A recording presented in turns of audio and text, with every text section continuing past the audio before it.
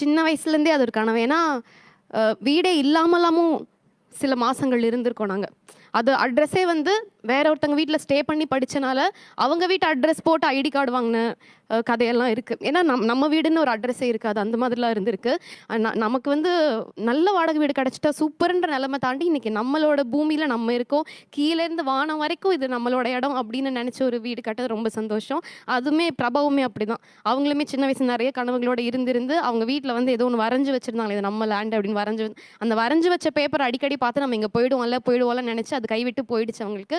அவங்களுக்கும் அது dream. So 2 பேருமே சேர்ந்து சிறுக சிறுக சேர்த்து அதுக்காக நிறைய கஷ்டங்கள் பட்டு அதுக்காக நிறைய விமர்சனங்களையும் தாண்டி பரவாயில்ல நம்ம ஜெயிக்கிறோன்னு ஃபேஸ் பண்ணி கடைசியாக ஜெயிச்சு இன்னைக்கு நின்று இருக்கோம். நேற்று தான் கிரகப்பிரவேசம் முடித்தோம். நேற்று நைட் அந்த வீட்டில் தூங்கியே ஆகணும்னு சொன்னாங்க. தூங்கிட்டு இன்னைக்கு காலையில் அப்படியே இந்த ஷோக்கு நாங்கள் காலையில் கிரகப்பிரவேசம் அன்னைக்கு இந்த வீட்டில் தூங்கணுமாங்க.